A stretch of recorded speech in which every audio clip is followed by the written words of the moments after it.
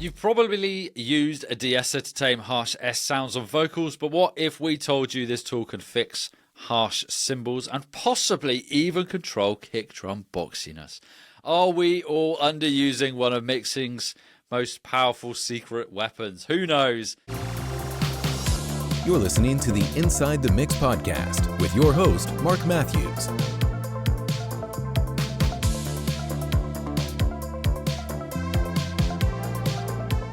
Hey folks, welcome back to Inside the Mix, or welcome if you are a new listener or watcher. Today I am joined again by my good friend from Watch It, Tim Benson, aka Aisle 9. And we are answering a question from one of you folks. How to use de-essers creatively. But before we dive into that, Tim, how are you and welcome? Thanks. Yeah, I'm good, thanks. Yeah, I've been enjoying the lovely sunshine by the sea and not doing much music over the weekend, just barbecuing and seeing family. So I'm pretty good, pretty rested. Yeah. You know what? I'm jealous, man. Barbecues. I love a barbecue. And not having a garden, I routinely have to go to the beach to have a barbecue. Oh, yeah. Which is not a bad thing to do, but No. You do have to travel there. So I'm jealous in that respect. But we are blessed that we live so close to the coast. Indeed. And we have this available to us. Folks, before we dive into this, so again, just to recap, we are talking about how to use de-essers creatively. If you do have a question you'd like us to talk about, click the SpeakPipe link in the episode description to submit your questions, and also share your social media handles or your website. And if you're releasing anything as well, you got something coming up, you can also stick that in there as well. And we will endeavour to answer or at least talk about your question on the podcast. And one lucky person each month will win a coffee voucher. So again, as I mentioned, in this episode, we're talking about the creative use of de-essers. So ideally, we're going to be discussing beyond vocals. And we're breaking down how this one plugin can fix problems and be used creatively. But I think it's probably quite important to chat about what a de-esser is. So we are attenuating, or we're controlling. We are sibilant frequency, so S's, K sounds, which I find when I edit the podcast, I get a lot of those. Sounds, basically trying to get rid of any snakes, you could say, in a recording. But that's what we're doing with de-essers. But maybe it'd be quite interesting to start with the history behind de-essers. So we were discussing this before we started recording about what or not necessarily myself, because I think I've always been, I guess, blessed that I've used de-essers in plugin format. So I've never actually had to daisy chain or side chain a compressor to an EQ to create a de-esser. Have you had to do that yourself, or have you just ever done it out of interest? Yeah, I have. Yeah, I mean, so sort of if you've got you're in a more sort of old school conventional studio with an analog compressor, you would some of them have got built-in filters in them that you can switch in. I had one that had a built-in set of filters that you could switch in to the path of the EQ, or you could, as you say, you could sort of insert into the compressor an EQ off your desk or an outboard EQ, and then essentially, you sort of using the side chain on the compressor, you set the compressor to sort of be triggered by a certain frequency range. That's what you're trying to do when you're de-essing. So you say to the compressor, right, when, say, the sounds between 4K and 6K, when you get a lot of energy in this band above the threshold level that you set on your compressor, trigger the compressor reduces applies gain reduction to the signal when that goes over the threshold. But you use your EQ to sort of key in that frequency band. So you might roll off all the bottom, roll off all the top, and end up, with a narrow band in the middle. Yeah, because it's a multi-band compressor, isn't it? Right, that is going into, and then no, so it's just it's not a multi-band compressor. So that's what I meant. Yeah, it's a broadband compressor. It's a broadband compressor. Yeah. So that you're going into. Using that, of course, is different because, which is relevant, I think, to this, is because you're just using a broadband compressor. it will key the compressor, but all that will happen is it will affect all frequencies the same. Yeah. And it will just turn down the volume. So you're singing along and you make an S sound, and the overall volume of the vocal will just dip at that point and then come back up.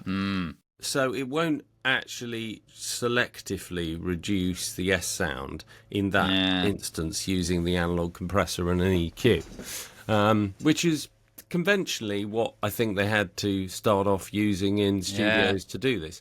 But as you said, you could, there are then other options became available, like multiband compressors, or like dynamic EQs and other things. And now we have so many options. Your standard De-Essing plugin in a DAW can do many things, a lot of which we don't even know what it's doing. So we're not quite sure. But I was going to say, that's the beauty, isn't it, of like the plugins available to us now. I think like decades ago, when they would have had to cobble all this together and think creatively of how they're going to control the sibilance. I mean, ultimately, if you had the studio time, you possibly go back and think about your mic choice and the way you're recording and the vocal mic to technique try. And and then think, actually, you know what, I'm going to solve this now rather than have to rely on cobbling together an EQ and a compressor further down the line. But now, like having these available to us, and just the ability to actually, with an EQ, with a De-Esser plugin, the ability to be able to just listen to the results, the attenuation of the sibilant sounds. I can't remember what it's called now. Isolate, and in some it changes in plugins. I personally use the Isotope De-Esser plugin, and you can switch between standard. This might not be the correct name for it. Or classic. I think it's called classic, which is like the easy version of using it, and then it goes into a more sort of like granular controls of De-Essing. Much like you said there about like there's a lot you can do with the De-Esser that you probably don't ever dig into. I certainly don't. I mean, when I was putting the notes together for this episode, I was thinking, actually, how creative am I with a De-Esser? Probably not that creative then. And I probably reach for other tools first, but I use the Isotope De-Esser, and I put it, and I say it routinely. I read online, trying to look, okay, well, what are people doing with De-Essers? Are they putting them at the end of the signal chain of a vocal, or are they putting them at the beginning? Now, I tend to put them at the beginning, but sometimes I also have them at the end as well. But then again, I might switch around the other way. But I was interested in what your thoughts are. Generally, my thought process is, if I put it at the beginning, I'm attenuating the sibilant frequencies, so I'm not then sending those frequencies or that frequency content, that sonic content, into the next plugin in the chain. But others say differently, and they'll put it at the end. Which way around do you usually do it, or does it depend? I sometimes even do it on both ends, actually. Yeah, that's what I was saying, particularly if you're going to sort of put a saturation plugin in there, because if you're going to put a saturation plugin in, you're going to increase the harmonic content. You are likely to push up some of that sibilance in a vocal, like with some saturation. So you might want to then cut that a little bit, like with attenuate it with a De-Esser on the end. I like the Waves De-Esser, by the way. I like that one quite a lot. That seems good. And I use Cubase has got an inbuilt one, which I find quite good. And I use a T-Rax one as well, which I like. But I think all of mine are doing things in a fairly conventional sort of way. I think the Waves one gives me a few more options, sort of EQ-wise, sort of, to select the bands and stuff. I mean, now there's even AI, I think, coming into this, because, of course, you can imagine how AI could sort of recognise sibilance in a voice and actually, remove it in a much more sort of, exacting way, because it literally recognises the S sounds within the vocal rather than, it just being a sort of more EQ-based and volume-based sort of thing. But, I also find a really good tip, I think, is to de-ess your reverb returns. I was just going to ask you about that. I was just going to say, I de-ess my reverb returns. Do you do the same? I do indeed. Yeah, I do that. Yeah, I do that. Not always, but if it's Very subtly, I do it. What about delays? I don't think I ever do it with a delay return. Do I do it? I don't think I have done. I don't think I have done with a delay. That would suggest that I never needed to, I guess. It's probably an interesting idea because you could need to at times. I mean, having said that, you might just sometimes you sort of roll off the top of a delay or something, don't you? So it becomes darker as it goes away. So yeah, depends on the delay you're using. Maybe on a very sort of open digital sounding delay that's very sort of full frequency on the repeats, you might find it useful to de-ess so that the S sounds don't interrupt.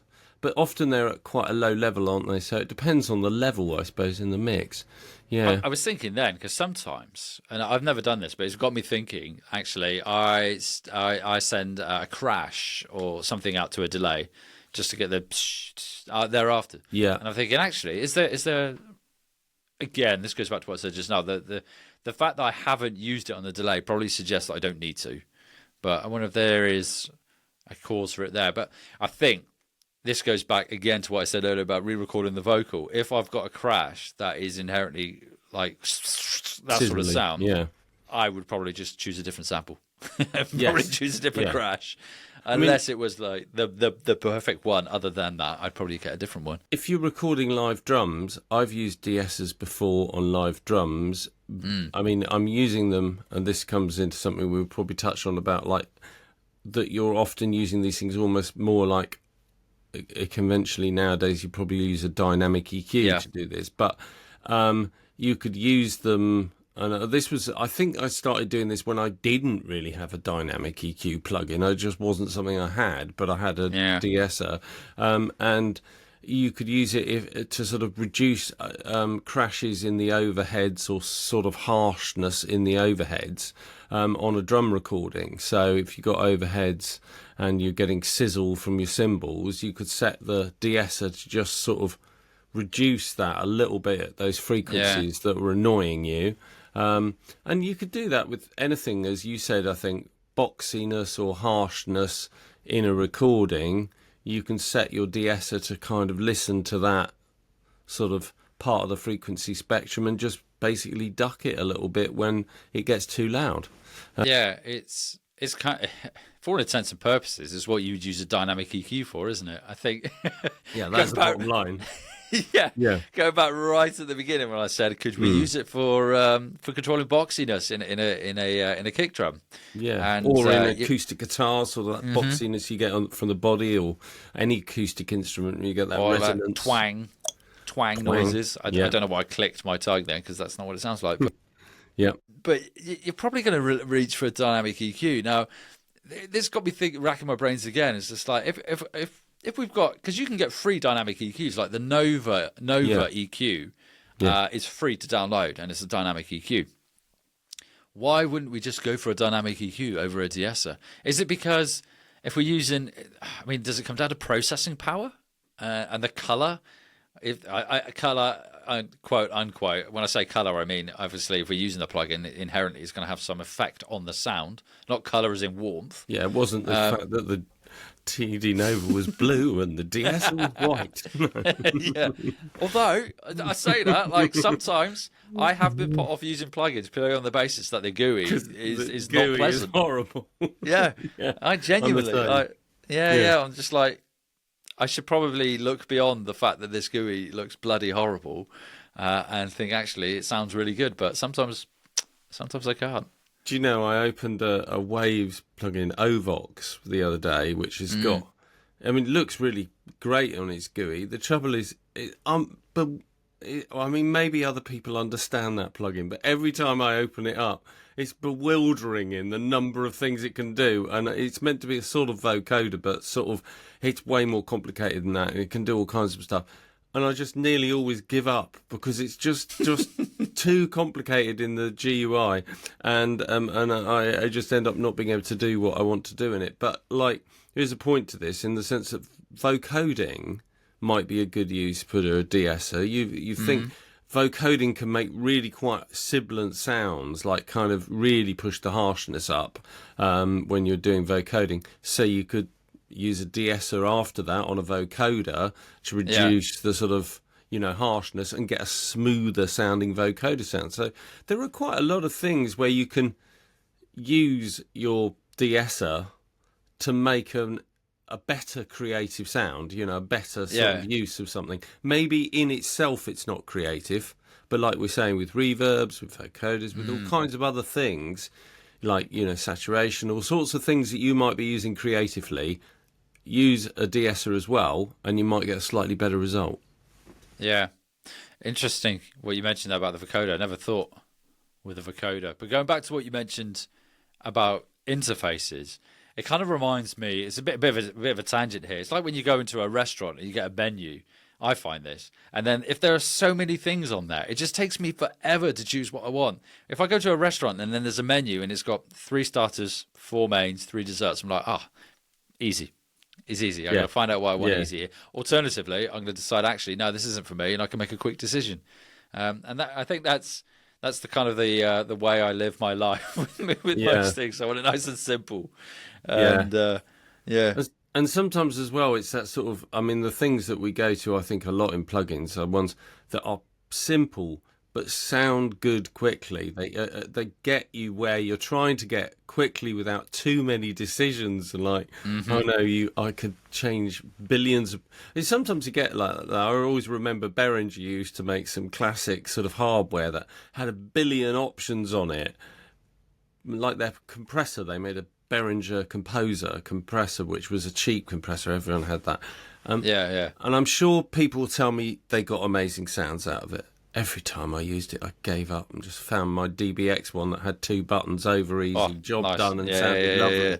But the Behringer always sounded pretty shit, no matter what I did with it. All the controls and all the extra bits. But so sometimes I really do go for the same as you, simple, and sometimes that one slider de-esser where you bring it down the threshold, the S sounds start going, and it's job done. So that's the beauty of the isotope one. When you put it in classic mode, you got the threshold and you drag it down, and then it starts to attenuate those sibilant sounds. And then obviously, like I said earlier, you can just flip it so you can just hear the sonics that are being attenuated, and just being able to do that. That's all I wanted to do. And then I think with Logics, you can sweep around, which is quite useful. You can sweep around to find that particular frequency that's sticking out. So those are the 2 key ones for me, really, is the threshold, and then just being able to sweep around if I want to find those frequencies. Because like you mentioned earlier, about if I actually want to use it on the boxiness of a kick, I'm going to have to go the other end of the frequency spectrum to find that in the low mids or what have you, rather than the high mids and whatnot. Yeah. And I guess you might want to use 2 de-essers. You might want to use them sort of one after the other. So you use one to sort of catch a particular frequency, and then one to catch a slightly higher frequency, maybe like in a vocal, where, because vocals can be funny like that. You can be catching the sort of like upper mids, and then there's sometimes maybe in a female vocal a really higher sort of sibilance in the top sort of frequencies. So you might not just be able to attenuate it all with one de-esser. I find as well, like, backing vocals is a really good use for de-essers, because like I often put on a backing vocal group, like you have your group bus or whatever of backing vocals, and I will essentially sort of compress them quite hard, the backing vocals, because you want them to sit behind the vocal, but then I might well de-ess them quite hard, because there's nothing worse than when you've got 10 vocals all making an S sound at the same time. And that starts to really pop on mixes really badly. Yeah. Do you stick the de-esser on the group channel for the backing vocals? Yeah, quite often. Yeah, that's the way I do it. Yeah, I was thinking there. I was working on the track the other day, and there was some, and it was quite prominent, and I was having to do that. But changing tact here slightly. So we're talking about, so far we've been through, obviously we've got vocals. We can use it on effect sends as well. So we talked about reverbs, possibly on delays, vocoders as well. Yeah. Boxiness in kick drums, so we can use it there. We're sweeping around, remember, folks, to find these sizzle on cymbals and sizzle on cymbals as well. String noise on an acoustic guitar. Yeah, definitely squeaks and things like that. Yeah, all things you could use a dynamic EQ for if you wanted to, rather than using a de-esser. But pick whatever you want to use ultimately. Mastering. I've never used a de-esser in mastering. Have you? Yes, you have. Yeah, very cautiously and sparingly, because you got to be so careful, haven't you? You can really, I mean, in mastering, I always think like, if you're attenuating those sort of, you've got some S sounds that are popping out in a vocal in the final mix. Ideally, it's better to go back to the mix and sort them before the mastering stage. You don't really want to have them in the mastering stage, but obviously some of the things you might be adding in the mastering might be bringing them out a bit more as well. If you're adding saturation, you're adding compression, you're adding limiting. So yes, a little bit of de-essing can just sort of help, but it's got to be really subtle that you don't swallow the brightness and detail in the mix. Yeah. That's the key with mastering, isn't it? Anything you do, ultimately, it's not just. Whereas in a mix, we can do it on an instrument or an instrument group. In mastering, it's going to affect everything that is in that pocket. So, there's. I suppose, again, it's probably where I'd use dynamic EQ, but to be honest with you, I don't use dynamic EQ much either. It's not something I often use. I don't use it very much on mastering, certainly. I'm sort of wary of it. Same. Little bit sometimes on the bass end, I find dynamic. Like a low shelf? Yeah. Like a low shelf? Like a low shelf that, again, you've got to be careful if something gets too dynamic, that could be bad news if your thing is constantly moving on sort of high or low frequency on a master, isn't it? But a little bit. I was going to say, what about in mixing though? Just going back to the mixing phase, because I think it's important to talk about dynamic EQ as well.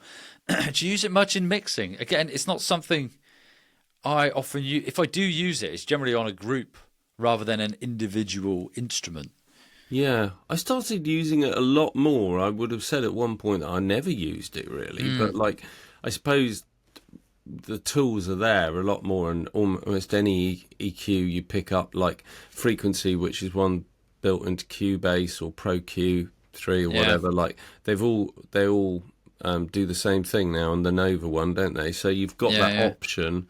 I think I would definitely use it on things like vocals, the sort of when you get that sort of lower resonance when someone's coming a bit too close to the mic and they're getting proximity effects, or the kind of low mids are getting sort of up and down a little bit.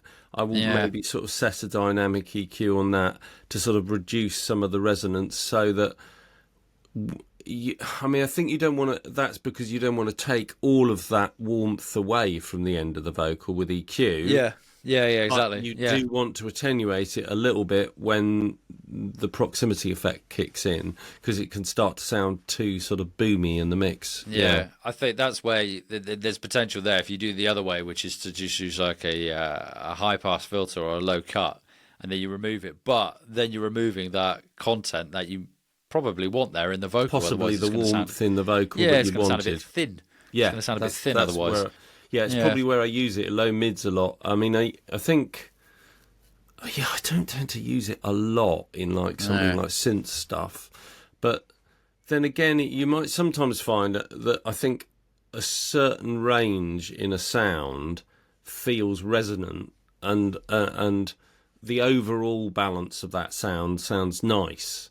But those resonances are creeping in every now and again. So I find it useful to tame those. I mean, something like Soothe is very useful like that, isn't it? Yes. And I've used Soothe a surprising amount recently.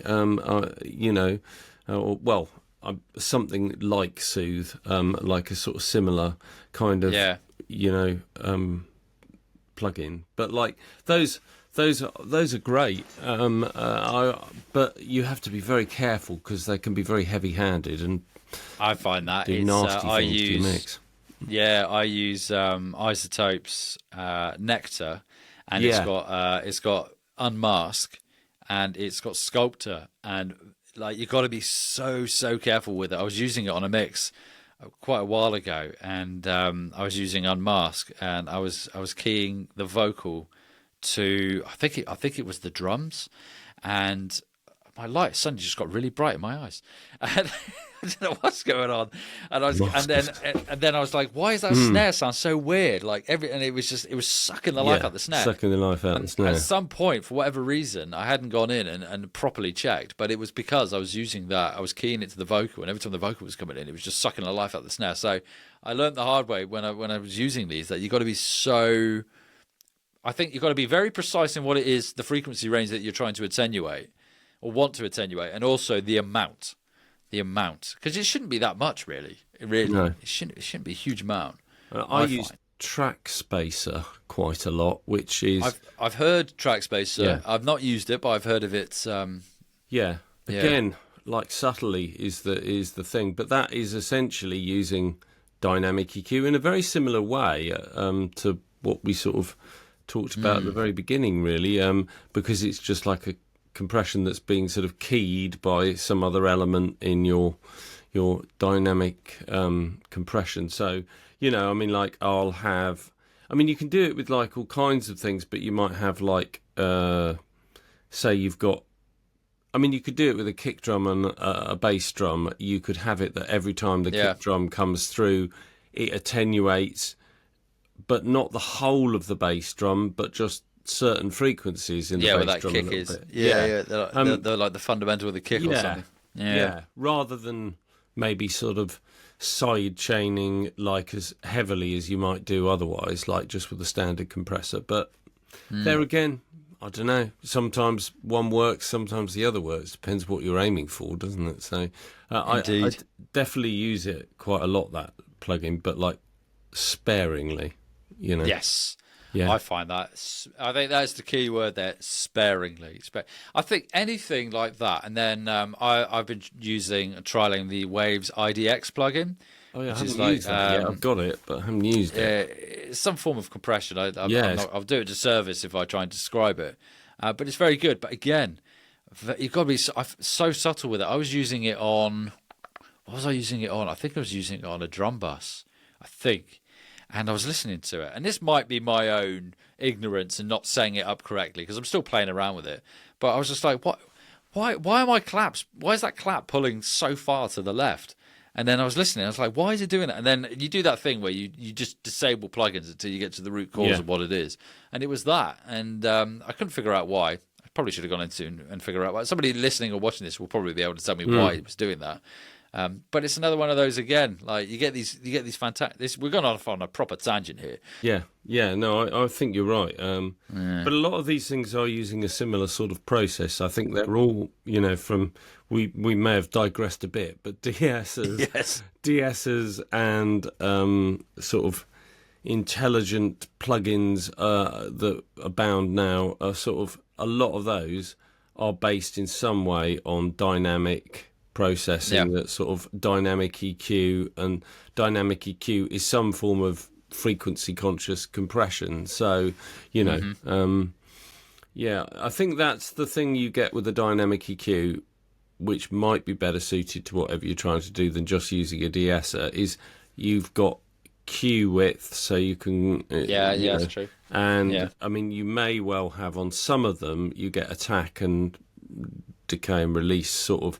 you get kind of more control over the sort of the envelope of the compressor, but it depends. Some of them don't really give you that control, but so you're not going to get that on most de-essers. They're kind of preset, but that can be a good thing if what you're doing is de-essing something and you don't want to sit there faffing with all that. You just want to go, I want to get rid of the S sound. Well, this is it. This goes back to what we were saying earlier about the the interface and thinking, actually, I wanted to do this. I want it to be straightforward. That I know what I want to do, so I'm going to go with that rather than have to go to a dynamic EQ. And then, as you mentioned there, a lot of them now, you got your envelope controls. You need to set the cue and whatnot. Rather, you know what?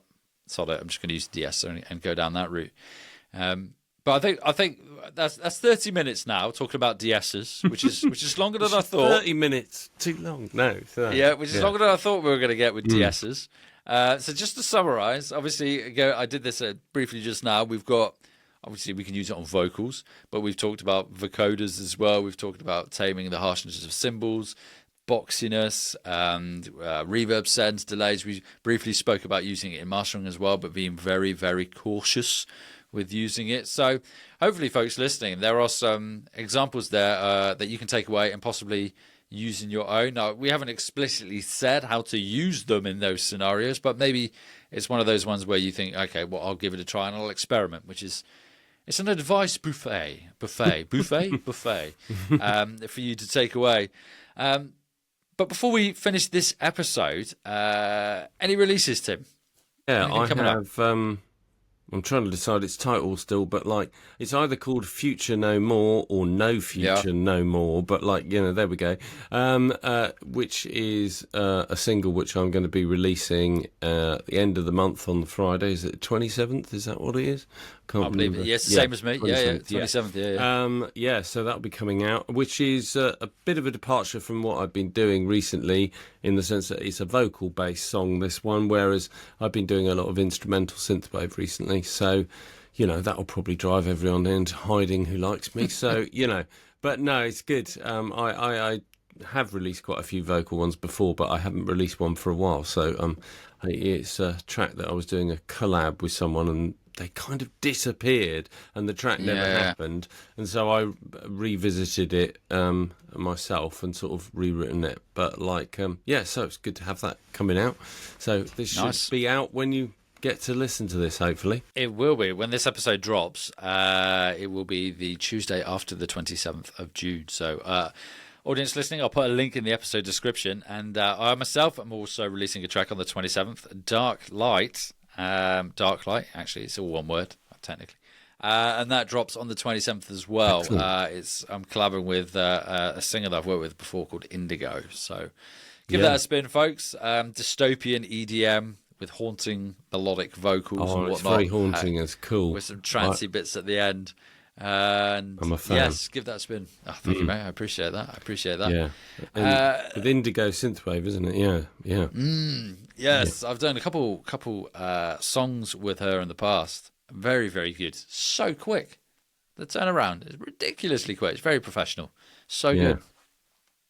I have to say, my track uses lots of de-essing, actually, because my vocals are really essy. Because my vocals, for some reason, are really essy.